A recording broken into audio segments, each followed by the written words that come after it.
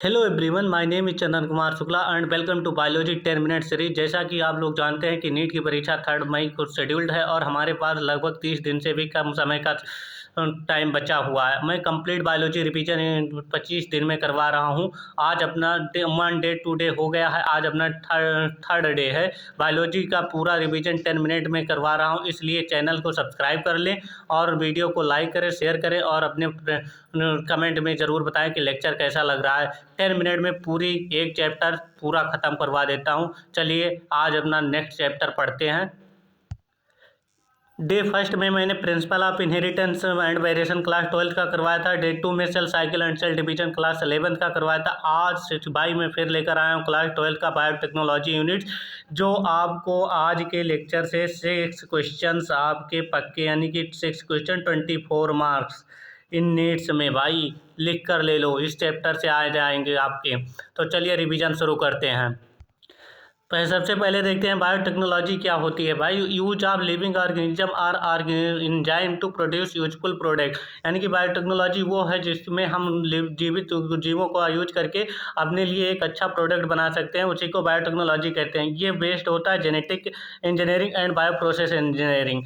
ये बायोटेक्नोलॉजी जो है वो ट्रेडिशनल भी है और मॉडर्न भी है। हम लोग इस समय मॉडर्न के में यूज करते हैं, पर ये ट्रेडिशनल में भी था। ट्रेडिशनल में क्या होता था, कर्ड बनता था, दूध से दही बनना, डोसा, इडली, इन सभी का प्रोडक्ट बनता था ट्रेडिशनल में। बट मॉडर्न में क्या हुआ, IVF, synthesis of new gene, correct defective gene and DNA vaccine आज के बायोटेक्नोलॉजी का यूज करके बनाया जाता है। आप देखते हैं कि यूरोपियन फेडरेशन ऑफ बायोटेक्नोलॉजी क्या कहती है। ये कहती है integration of natural science and organism cell parts their of and molecules analogue for products and service, यानी कि इन दोनों ट्रेडिशनल एंड मॉडर्न को जोड़कर इन्होंने बता दिया है। एज इट इज आपको ये डेफिनेशन NCERT की पता होनी चाहिए। आप देखते हैं कि प्रिंसिपल ऑफ बायोटेक्नोलॉजी क्या होती है, जिसमें जेनेटिक इंजीनियरिंग आ जाता है, बायो प्रोसेस इंजीनियरिंग आ जाता है। जेनेटिक इंजीनियरिंग में क्या होता है कि जो technique to alter chemistry of genetic material, यानी कि जो DNA RNA का केमिस्ट्री जो होता है उसे चेंज कर दिया जाता है और उसे होस्ट में ट्रांसफर किया जाता है, जिससे उसका फेनोटाइप चेंज हो जाता है। बायो प्रोसेस में क्या होता है, इसमें कंटामिनेटेड या स्टराइल कंडीशन ली जाती है, जिसके कारण ग्रोथ जो होस्ट है उसका ग्रोथ प्रॉपर हो सके और उससे बनने वाला प्रोडक्ट हमें यूजफुल मिले, जैसे एंटीबायोटिक, वैक्सीन एंड एंजाइम। चलिए बढ़ते हैं अगले टॉपिक पर। आप देखते हैं कि सेक्सुअल रिप्रोडक्शन में बायोटेक्नोलॉजी कैसे होती है। जैसे कोई काऊ है और अच्छे खासे बैल के साथ क्या कहते हैं मीटिंग करवा देने पर उसकी जो हाइब्रिड बनती है वहाँ पर मिल्क की प्रोडक्शन ज़्यादा हो जाती है, इसीलिए इसे यूज किया गया था। बस इसमें इसका एक्सेप्शन क्या हुआ कि डिजायरेबल करेक्टर के साथ साथ अनडिजायरेबल करेक्टर भी कभी कभी आ जाते थे। इसलिए क्या हुआ, इसके लिए हमें रिकॉम्बिनेंट DNA टेक्नोलॉजी का यूज करना पड़ा, जो एक डिजायरेबल करेक्टर होता है।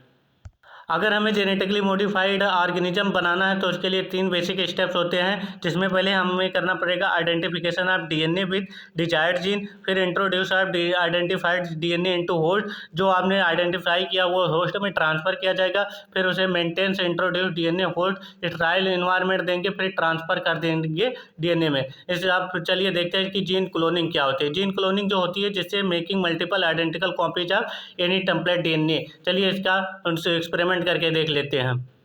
जीन क्लोनिंग मेथड कैसे होता है। सबसे पहले हम इस एरिया कोलाई लेते हैं और एक जीन ऑफ इंटरेस्ट का कोई एनिमल सेल लेते हैं, पर इसमें एक्स्ट्रा क्रोमोसोमल प्लाज्मिड होता है जो वेक्टर की तरह यूज किया जाता है, जिसके पास एक्स्ट्रा क्रोमोसोमल होते हैं और सब रेप्लिकेटिंग प्रोसेस होता है, सर्कुलर DNA होता है। इन दोनों को रिस्ट्रक्शन एंजाइम के थ्रू काट लेते हैं और कट करने के बाद इसे लाइगेज के थ्रू जोड़ लेते हैं और जिससे हमारा जीन ऑफ इंटरेस्ट जुड़ जाता है और फॉर्मेशन हो जाता है रिकॉम्बिनेंट का। अब इस रिकॉम्बिनेंट का ट्रांसफ़र करेंगे होस्ट में। अब जो हमारा रिकॉम्बिनेंट बना था उसका ट्रांसफॉर्मेशन कर दिया और जब ये ट्रांसफ़र हो गया तो इसे ट्रांसफार्मेंट बोलते हैं और जिसकी वजह से हमें मल्टीपल कॉपी ऑफ जीन्स मिल गई। ओके। 1972 में Stanley Cohen and Herbert Boyer के द्वारा इस एक्सपेरिमेंट को किया गया था, जिसमें क्या कहते हैं साल्मोनेला टाइफोइडियम बैक्टीरिया को लिया गया और जीन ऑफ इंटरेस्ट को लेकर के इसका रिकॉम्बिनेंट DNA बनाया गया था। इसके पीछे की हिस्ट्री यही है और इसमें इन्होंने क्या क्या टूल्स यूज किए थे। मॉलिक्यूलर सीजर जो रिस्ट्रक्शन एंडोन्यूक्लियस होता था, प्लाज्मिड वेक्टर जो extra chromosomal self replicating circular DNA होता था, मॉलिक्यूलर ग्लू के तौर पर DNA लाइगेज यूज किया किया था। अब रिकॉम्बिनेंट डीएनए टेक्नोलॉजी बनाने के लिए उसके टूल्स क्या क्या होते हैं। टूल्स के लिए पहले हम डीएनए मैनिपुलेटिंग एंजाइम, जिसमें restriction enzyme, DNA ligase, polymerase enzyme and vector and host, 3 type चीज़ों की आवश्यकता होती है। अब हम टूल्स में देखेंगे रिस्ट्रक्शन एंजाइम क्या होता है। जैसे केमिकल नीव्स, मॉलिक्यूलर सीजर जो कट करता है डीएनए फ्रेगमेंट को। जैसे देख लेते हैं कि जैसे कोई हमारे पास प्रोकैरियोट्स है, इसमें इसका जो इसके ऊपर बैक्टीरियोफेज वायरस इंटर करता है तो ये अपना जेनेटिक मटेरियल शेयर कर देता है प्रोकैरियोट्स में। और ये रिस्ट्रक्शन एंडोन्यूक्लियस बैक्टीरिया के पास खुद होता है, ये अपने आप के डीएनए को मिथाइलेज कर लेता है मिथाइल ग्रुप को ऐड करके। और जो रिस्ट्रक्शन एंडोन्यूक्लियस होते हैं ये खुद के जीनोम को न कर सके, इसके लिए मिथाइल ग्रुप ऐड कर दिया जाता है। और इन सब चीज़ें के लिए नोबेल प्राइज मिला था। रिस्ट्रक्शन एंजाइम को खोजने के लिए Nobel prize Arber, Nathans, Hamilton and Smith को 1978 में मिला था। रिस्ट्रक्शन एंजाइम के बारे में पूरी हिस्ट्री पढ़ते हैं तो ये पहले डीएनए को स्कैन करेगा, स्टिकी एंड फॉर्म करेगा और बॉन्ड को ब्रेक करता है, जिसकी वजह इसमें रिकॉग्नाइजेशन साइट होती है, जिसे पैलिंड्रोमिक सीक्वेंस बोलते हैं, जो स्पेसिफिक टू ईच एंजाइम के लिए होती है, जिससे पढ़ा जाता है उल्टे सीधे एक समान, which read same from both sides when orientation is kept same. Like जो हमारे एनसीईआरटी में एग्जाम्पल है मलयालम। और ये रिस्ट्रक्शन एंजाइम ब्रेक करता है शुगर फास्फेट बैकबोन को। चलिए एक एग्जांपल देखते हैं। जैसे EcoR1 है जिसमें 6 बेस पेयर ऑफ डीएनए होता है। इसमें रिकॉग्नाइजेशन साइट 5GATTC 3' 3CTTAAG 5' होती है।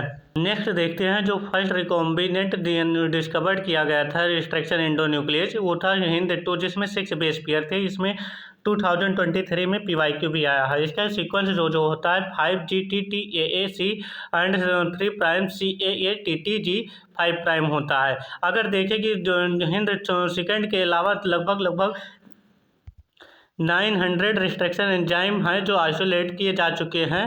230 स्ट्रेन्स ऑफ बैक्टीरिया से आइसोलेट किया गया है। अब चलते हैं इनकी जो रिस्ट्रक्शन एंडोन्यूक्लियस के एंजाइम होते हैं उनकी नेमिंग कैसे होती है। फर्स्ट देखते हैं EcoR1, जिसमें फर्स्ट अल्फ़ाबेट E बताता है जीनस, सेकंड के 2 लेटर बताते हैं स्पीशीज, R बताता है स्ट्रेन एंड ये लेटर रोमन लेटर बताता है आइसोलेटेड फ्रॉम बैक्टीरिया, ऑर्डर बताता है। ओके, इसी तरह बाम H1 में B बताता है बैसिलस, M बताता है एमाइलो ल्यूकीफेसियस, H बताता है स्ट्रेन, I बताता है ऑर्डर। इसी प्रकार के HindII में भी देख लेते हैं, जिसमें H बताता है Haemophilus, influenza IN influenza, D बताता है स्ट्रेन एंड सेकंड रोमन अंक बताता है ऑर्डर। आप देख लेते हैं कि ये रिस्ट्रक्शन एंडोन्यूक्लियस वर्क कैसे करता है। ये पहले स्कैन करेगा और इंस्पेक्ट करेगा, बाइंड करेगा, फिर कट करेगा। जैसे मान लीजिए हमारे पास कोई सीक्वेंस है, इसमें रिकॉग्नाइजेशन साइट ये है, इसमें अगर EcoR1 कट करेगा तो ये एक अपने सेंटर से कट रिकॉग्नाइजेशन अबे फ्रॉम सेंटर से दूर कट करता है। पर SAM1 देखते हैं कि ये बिल्कुल सेंटर में कट करता है। चलिए देखते हैं कैसे। मान लीजिए EcoR1 की सीक्वेंस है 5GAATTC 3' और 3'CTT ये AGGC, ये अपने सेंटर से केवल G एंड ए प्राइम पर कट करता है ग्वानिन एंड एडेनोसिन के थ्रू, तो इसके वजह से यहाँ पर sticky and cohesive and form हो जाता है और इस तरीके से स्ट्रैंड्स अलग हो जाती है। जबकि SAM फर्स्ट में देखें तो ये एकदम बिल्कुल सेंटर में लगाता है, जिसकी वजह से 5' CCC और GGG 3' अलग हो जाते हैं। इसी को ब्लंट एंड बोलते हैं। ये भी क्वेश्चन आ सकता है कि स्टिकी एंड कहाँ पर कटिंग लगने से होता है, तो ये ग्वानिन एंड एडेनोसिन के बीच में लगता है। चलिए देखते हैं वेक्टर्स के बारे में। वेक्टर क्या होते हैं? ये कैरियर व्हीकल होते हैं जो डिलीवर करते हैं gene of interest into host. ये गुड वेक्टर किसे बोलेंगे? जिसमें easily linkage of foreign DNA हो, हाई कॉपी नंबर हो और easily selection of recombinant from non recombinant से हो सके। चलिए बढ़ते हैं आगे। चलिए देखते हैं एसेंशियल फीचर क्या होता है, जिसमें high origin of replication site हो, जो लिंक करने के एक पीस ऑफ डीएनए को लिंक कर सके, और high number of copy number हो, जिसके जो जैसा वेक्टर चूज करेंगे जिसके पास हाई कॉपी नंबर प्रेजेंट हो। सिलेक्टेबल मार्कर की बात कर लेते हैं, तो इसके नाम से ही पता चलता है ये सेलेक्ट करता है रिकॉम्बिनेंट को फ्रॉम रिकॉम्बिनेंट से। Example antibiotic resistant and lack to gene, tetracycline gene और एम्पेसिलिन एम्पिसिलिन जीन होता है, इसका एग्जाम NCERT वाला डायग्राम देख लेना भाई। क्लोनिंग साइट्स किसे बोलते हैं? क्लोनिंग साइट्स जो should be preferably less single one restriction इंडोन्यूक्लियर होना चाहिए।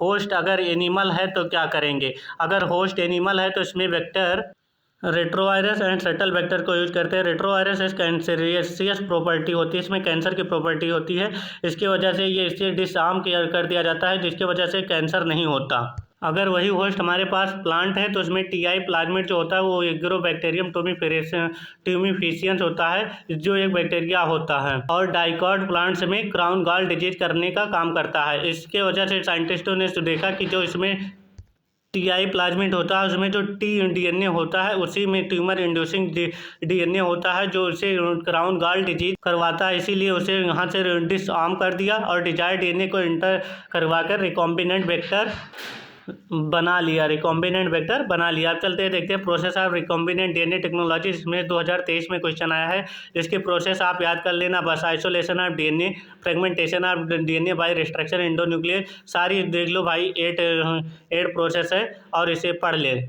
पढ़ लेना। फिर amplification of gene of interest देखते हैं, जिसमें PCR यूज किया जाता है, जिसे पॉलीमरेज चेन ऑफ रिएक्शन बोलते हैं। ये डिस्कवर किया गया था कैरी म्यूलर के द्वारा 1917 में। जो एक थर्मोसाइक्लर होता है, इसमें 3 प्रोसेस होती है। डीनेचुरेशन जो फ्रेगमेंट को एम्प्लीफाइंग करने का काम करता है 94 degree Celsius, annealing 55 degree Celsius to 65 degree Celsius जो प्राइमर ज्वाइनिंग का काम करता है। एक्सटेंशन 72 डिग्री सेल्सियस पर वर्क करता है, जो 5 to 3 डायरेक्शन होता है, जिसमें थर्मोसिक्रेटिकस बैक्टीरिया को यूज किया जाता है। यहीं से टैग पॉलीमरेज आया।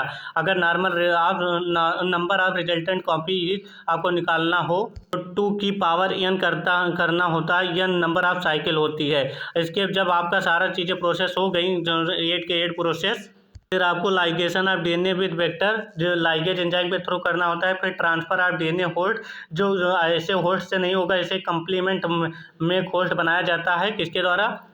कैल्शियम क्लोराइड को ऐड करके। अब हमारा जब DNA बन गया रिकॉम्बिनेंट तो उसे ट्रांसफ़र करने की बारी आती है, जो बैक्टीरिया में हीट शॉक के थ्रू, एनिमल सेल में वेक्टर के थ्रू, ये और प्लांट सेल में भी बायोलिस्टिक गन और जो वेक्टरलेस होते हैं, जिसमें गोल्ड टंगस्टन पार्टिकल का यूज किया जाता है, जो हाई वेलोसिटी होते हैं, ये वेक्टरलेस होते हैं तीनों। अब चौथे से आ जाता है डिसआर्म्ड पैथोजन जो वेक्टर मेडिएटेड होते हैं। 5वां इलेक्ट्रोप्रोटीन, 6ठा PEG। भाई इतने बड़े बड़े चैप्टर्स को इतने कम समय में करवाने में बहुत मेहनत लगती है, इसलिए चैनल को सब्सक्राइब कर ले, वीडियो को लाइक करें और अपने उन सारे फ्रेंड्स को शेयर करें जो कम से कम टाइम में रिवीजन कर सकें। हमारा नेक्स्ट टॉपिक है फर्मेंटर्स एंड बायोरिएक्टर। ये 3 टाइप के होते हैं, बैच फर्मेंटर और कंटिन्यूस कल्चर, फेड बैच। ये ओपन एंड क्लोज दोनों होते हैं। कंटिन्यूस ओपन सिस्टम होता है, बैच फर्मेंटर क्लोज टाइप होता है। बायोरिएक्टर्स क्या होते हैं? ये टैंक होते हैं, इसमें कैपेबिलिटी 100 लीटर टू 1000 लीटर होती है। स्पेसिफिक कंडीशन होती है, मिक्सिंग एरेशन होता है, O2 होती है, एंटी फोमिंग एजेंट होता है, कूलिंग एजेंट होता है, pH मेंटेन एसिड होता है, न्यूट्रिएंट होती है। ये एक टाइप का वेसल होता है। अब हमारा रिकॉम्बिनेंट DNA बनकर तैयार है। अब वो मार्केटिंग में जाने से पहले डाउन स्ट्रीमिंग प्रोसेसिंग होती है, जिसमें सेपरेशन ऑफ एंड प्यूरिफिकेशन होता है, जिसमें ड्राइंग किया जाता है, क्रोमेटोग्राफी किया जाता है, जिसमें प्रिजर्वेटिव किया जाता है। फिर क्लिनिकल ट्रायल्स के बाद फिर मार्केटिंग की जाती है। उसमें सॉल्वेंट एक्सट्रैक्शन भी किया जाता है, डिस्टिलाइजेशन भी किया जाता है और देन मार्केटिंग की जाती है। एकदम मार्केटिंग नहीं कर दी जाती। ओके, तो thank you so much. Lecture कैसा लगा कमेंट में ज़रूर बताएं। मात्र 13 मिनट में पूरे बायोटेक्नोलॉजी प्रिंसिपल एंड प्रोसेस को करवाने का कोशिश किया है। तो चलिए मिलते हैं किसी नेक्स्ट लेक्चर में। चैनल को सब्सक्राइब करें, लाइक करें और शेयर करें। Again thank you so much.